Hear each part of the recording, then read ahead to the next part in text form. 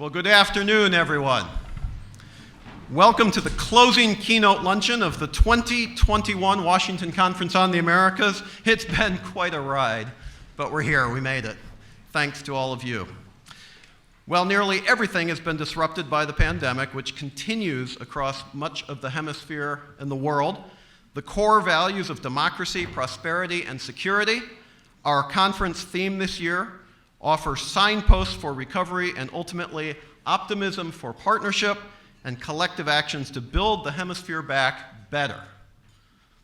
The first part of our conference, which we held virtually in May, according to some estimates, received well over 1 million live views and helped set the hemispheric agenda for the new Biden administration.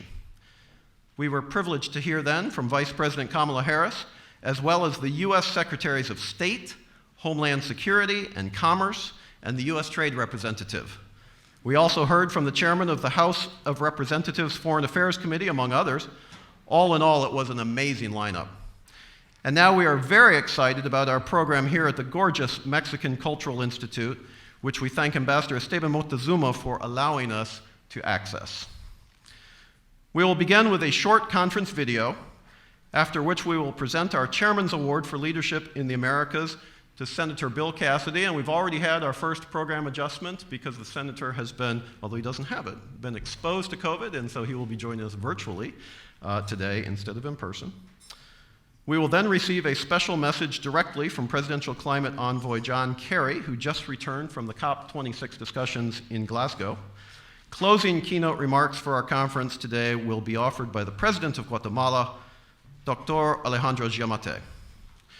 And I would also like to note the presence today of our co-host, Assistant Secretary of State Brian Nichols, as well as others, ambassadors, key officials, Ambassador Pop, Ambassador Quiñones. Thank you for your presence today, and others. The one thing that the pandemic hasn't changed, however, is the strong, unwavering support of our conference sponsors. Our work would simply not be possible without you. Our presenting platinum sponsors are Chevron and GM. Our gold sponsors are the AES Corporation, BMW Group, Cargill, Chiquita, Freeport-McMoRan, Integra Capital, Merck, which is known as MSD outside the United States, MetLife, Microsoft, Principal Financial Group, and Repsol. Our music sponsor is iShares by BlackRock. The embassy dinners were sponsored by Amazon. And our President Series sponsors are Corporación America and PepsiCo. Thank you to each one of you for your generosity and your partnership with us. So ladies and gentlemen, welcome again to our closing conference luncheon today. We have a great program, so let's begin with our conference video. Enjoy. It's a pleasure to speak to a group that doesn't need to be convinced of Latin America's vital importance to the United States. In 2007, we exported $490 billion in goods within our own hemisphere. In 2011, that number was $650 billion. We will continue to stand with the people of Venezuela until libertad is restored. Today, I want to make clear that our administration firmly believes in the potential of the region and in the power of the people of the region. We're really looking forward to the program today, and we'll be digging deeply into regional trend lines and nuances. It's going to be a terrific day. The Washington Conference is always a great opportunity for members and others to find out the latest in terms of policy developments in Washington, D.C.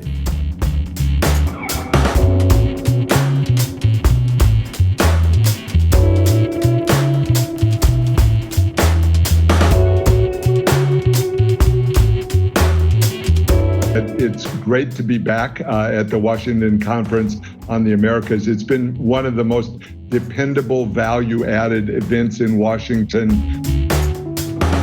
You do so much to advance our common values throughout this hemisphere. And I want to thank you for your tireless efforts to educate about our hemisphere and to push for our common interests.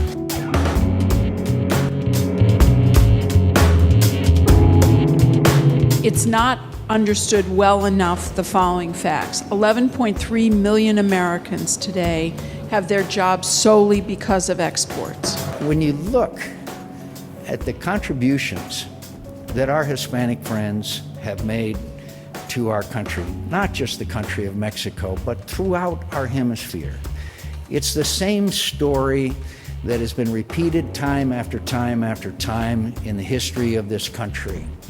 And that is that people come to this country and they grab the bottom rung and they move up the ladder and they succeed. So what we need is for a common agenda, for the shared progress, a blueprint for the next steps that will help to ensure the democratic and economic promise in the region is actually fulfilled.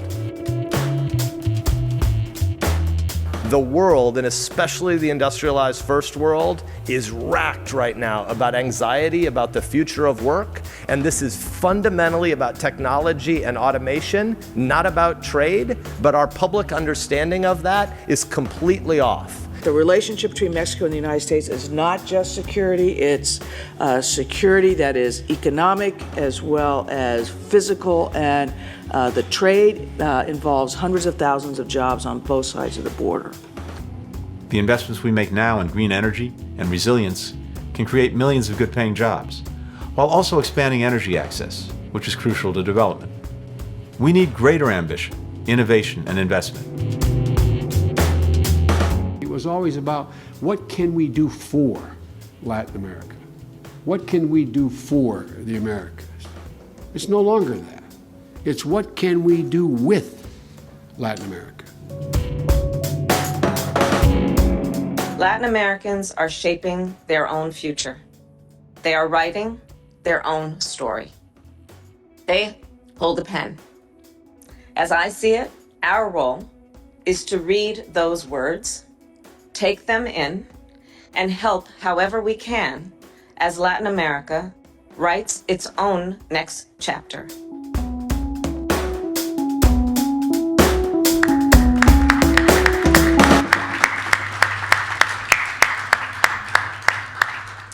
With thanks to our terrific team at the Council of the Americas for putting that video together. Thank you very, very much. Ladies and gentlemen, the chairman of the Council of the Americas, a champion of open markets and democratic governance across the region, and a good friend, the president and CEO of the AES Corporation, Dr. Andrés Gluski.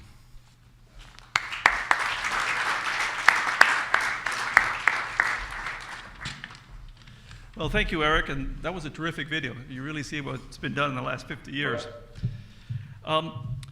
Thank you, President John Matei, for coming, and the rest of our guests for being with us today. As we honor an outstanding leader in the United States and an outstanding leader in our hemisphere, Senator Bill Cassidy of Louisiana. The award I'm presenting today, the Chairman's Award for Leadership in the Americas, is reserved for democratically elected leaders in the Western Hemisphere who have shown an outstanding commitment to our hemisphere. Previous recipients include Senators John McCain and Marco Rubio, Congressman Greg Meeks and Elliot Engel, and the Inter-American Development Bank President Enrique Iglesias. We selected Senator Cassidy to receive the award this year because he meets the highest standards of our previous honorees. First and foremost, he's an ardent supporter of democracy here in the United States and throughout our hemisphere. Second, as a member of the Senate Finance Committee, he has led the Senate's oversight of our free trade agreements, ensuring that they serve America's needs and assist the development of friendly neighbors in our hemisphere. With our hemispheric partners, Senator Cassidy's commitment to strengthening relationships stands out. He knows the region from his personal and professional visits and from his official travel. The Council has been pleased to host him more than once during his trips to the region, including in Guatemala and Mexico. Senator Cassidy understands the strategic importance of the Americas for the United States. He uses his deep understanding of the region to harness the powerful connections among our people, businesses, and societies for the benefit of his state, our nation, and the region as a whole.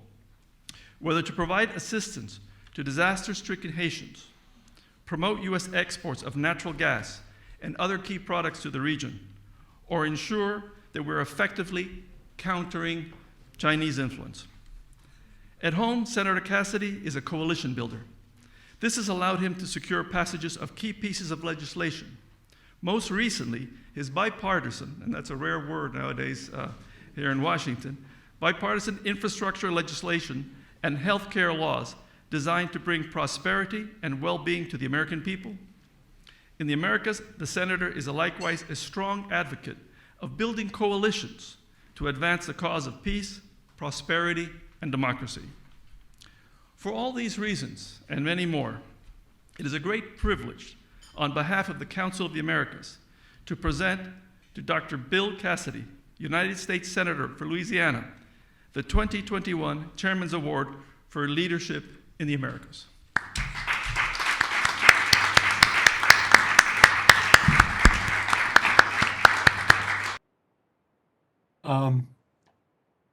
Thank you, Andrés. I apologize I cannot be with you in person, but I was exposed to someone with COVID, and so I assumed you would rather meet by Zoom as opposed to being there wearing a mask, and you're wondering whether or not whether or not my mask was working. But I thank you for this award, and I appreciate it very much. Well, thank you, and very well deserved. And I don't know if you can see me here, but this is your plaque, and whenever we can make it get it to your office so you can receive it. So again, thank you for all that you've done for this council.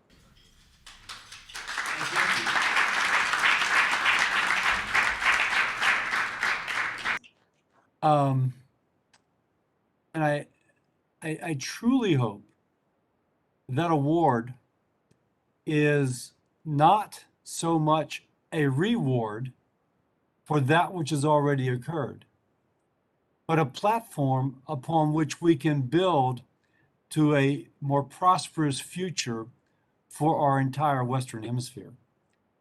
And Andrés, if I can have the privilege of making a few remarks, I would appreciate doing so to that end. I also want to thank, by the way, Eric Farnsworth and the Council of Americas for the invitation and again, this recognition. And to you, everybody in that room, the political, business, and civil society leaders who desire a better future for the Western Hemisphere. And I would say that we're all here because we believe in the peace and prosperity and the essentialness of that peace and prosperity in the Western Hemisphere. We're blessed. We've got good geography, geology, great navigable rivers, fertile plains, common values, shared traditions and faiths, and above all, the people in our hemisphere who value freedom and peace. But whatever country we're speaking of, we can speak of issues. The United States has issues, we all do. Inequalities, and not generally distributed, but some of these affect us all.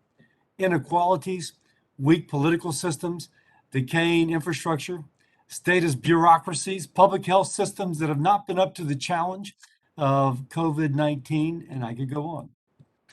And we know, therefore, the tragic impact of COVID-19. I'm not to dwell upon that, but to say from this tragedy, perhaps there can be an opportunity and we should seize it. Next calendar year, in an effort to seize it, in an effort to have mutual benefit, my office will introduce the Americas Act, an idea for hemispheric recovery and to reestablish and cement new relations between our countries based upon trust, mutual interest, and trade, which will stand the test of time. Let me discuss several aspects. The first is to facilitate trade.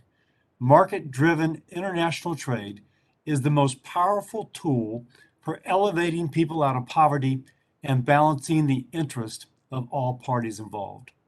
And I would say this is in contrast to statist development strategies, which inherently are one-sided, quickly co-opted, history teaches us, by those who seek power and ultimately fail with the politically connected doing well, but the general citizenry driven closer to poverty, or into poverty, or remain in poverty. Freer, appropriately regulated trade, in contrast, creates private sector jobs, more general wealth accumulation, and more general ownership of property, which creates prosperity for individuals and families. We know this, but I say it only to give context. And we know that these trade relations don't happen spontaneously. Poverty is the original state of mankind. Jesus commented how the poor will always be with us. Prosperity has to be built, created, and protected through productivity. To do this, we need a fully functioning market, accompanied by the protections necessary to assure people are not being exploited at home or by bad actors afar. The Americas Act seeks to do this, building upon existing trade relationships not only with the United States, but between the regions of the countries of the region. So, trade is the first aspect. Second, to facilitate greater trade, the second aspect is to increase real investment. Inadequate infrastructure hinders investment. It is estimated that Latin America requires $200 billion of investment in roads, bridges, ports, electric grids to facilitate the economic development and trade. To put a point on it, you can't easily drive from Bogota to Buenos Aires, nor easily fly from Trinidad to Martinique, and electricity in Central America costs 5 times what it costs in the United States.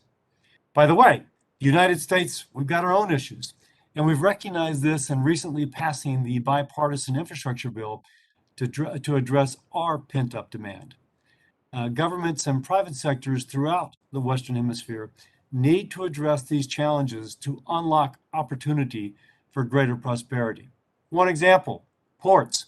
Right now, the United States is experiencing a shortage of goods that could be imported from your regions because of our port systems not working adequately and other aspects of our logistics systems being underinvested in for a while. As we all mind our own issues, we all benefit. The United States can partner with you on these initiatives in your region. Supporting investment will improve the lives of folks where they live and decrease the need for their outmigration from their own country to search opportunity elsewhere. And so the Americas Act is going to be about investment. Real investment, long-term in nature, sustained by market principles. Now, I would say, not to tell you what your own interest in, but I can't help but observe that the infrastructure should be real. And what should be avoided is short-term infrastructure, which is poorly built, can use foreign labor or material, and leads to economic exploitation, debt traps, and loss of sovereignty. The Americas Act seeks to avoid that, observing that poorly constructed soccer stadiums and supermalls are not the type of infrastructure which leads to long-term economic growth. So real growth requires real improvements in the region, improvements that American companies who wish to invest in Latin America speak to me about regularly, improvements in the tax code, better tax compliance by local companies, and addressing the issues of corruption, etc. It is a truism that investment in Latin America is retarded by corruption and antiquated tax systems and onerous processes to start legitimate businesses, which leads to an increased reliance upon the informal economy, which thereby decreases the tax revenue needed to fund infrastructure. But what I see Latin America doing, leading by example, is using technology to address these issues. And just as a tip of the hat to many of the countries represented in this room, learning from you, a third aspect of the Americas Act is to encourage the use of technology to address the issues of an antiquated tax system, to facilitate trade, to address issues of corruption. So, for example, the Inter-American Development Bank has financed the blockchain platform Cadena which 8 Latin American countries are using, a distributed ledger to harmonize customs collection with trade between these countries. You have given a use case of distributed ledger to do exactly that. I am pushing the U.S. government Customs Border Protection to join with Cadena to link our countries.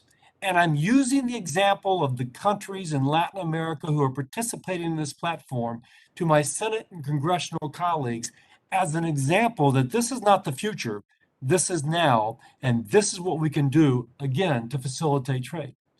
And use of Cadena, the process will inherently decrease corruption and the use of legitimate trade for trade-based money laundering by increasing transparency. Inherently, it can increase government revenue from duties and fees which legally should be collected, but which now are not. And revenue can be used for investment in infrastructure. Sometimes we speak in the abstract. Let me give the example. Imagine that there are goods being transferred between the United States and Guatemala. The manifest and the invoice are currently not linked. The invoice goes through a third country. It may be marked down. So when it comes into Guatemala, the invoice is underpriced, and whatever duties and fees might be collected by Guatemala to invest in infrastructure or other needs is lost.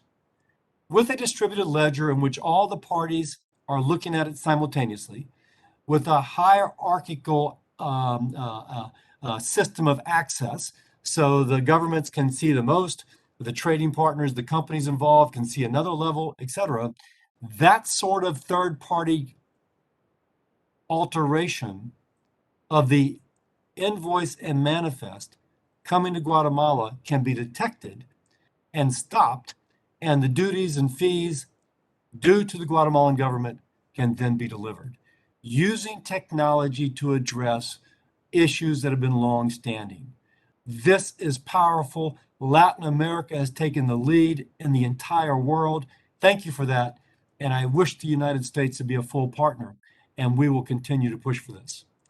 The fourth aspect of the Americas Act is to reward countries, compensating them for their efforts to build a more transparent system, which is more responsive to the needs of the populace. So, not wanting to lecture, not wanting to moralize, we can each do that to the other.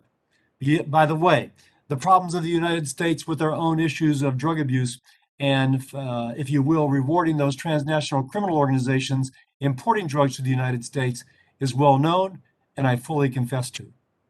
So how can we, with that understanding, use long-term real trade preferences, access to larger markets, and greater infrastructure benefits enshrined in law, which will stand the test of time and last beyond you and I being in the positions which we currently hold?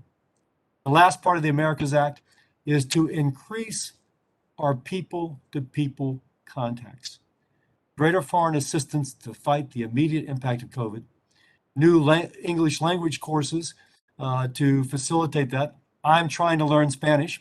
One of the people who teaches me is a young Honduranian who is getting his master's at LSU in agriculture.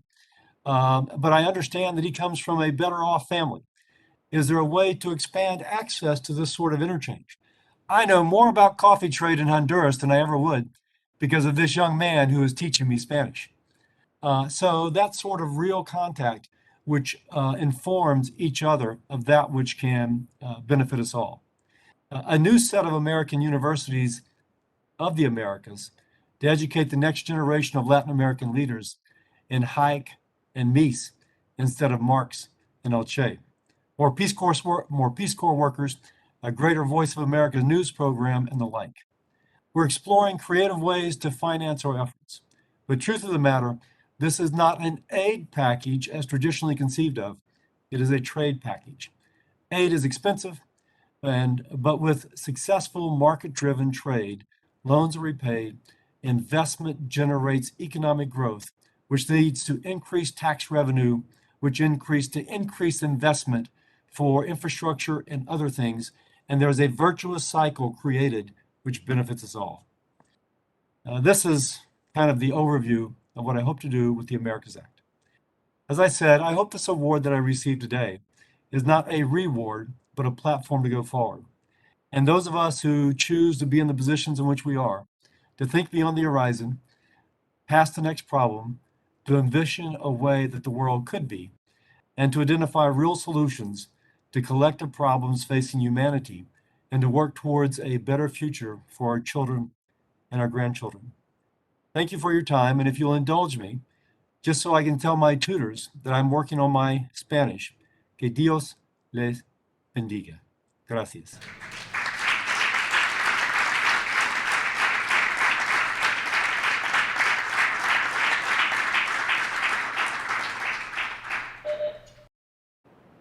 Senator Cassidy, thank you so much for that great synthesis of the act, and we very much look forward and work forward towards that vision that you laid out.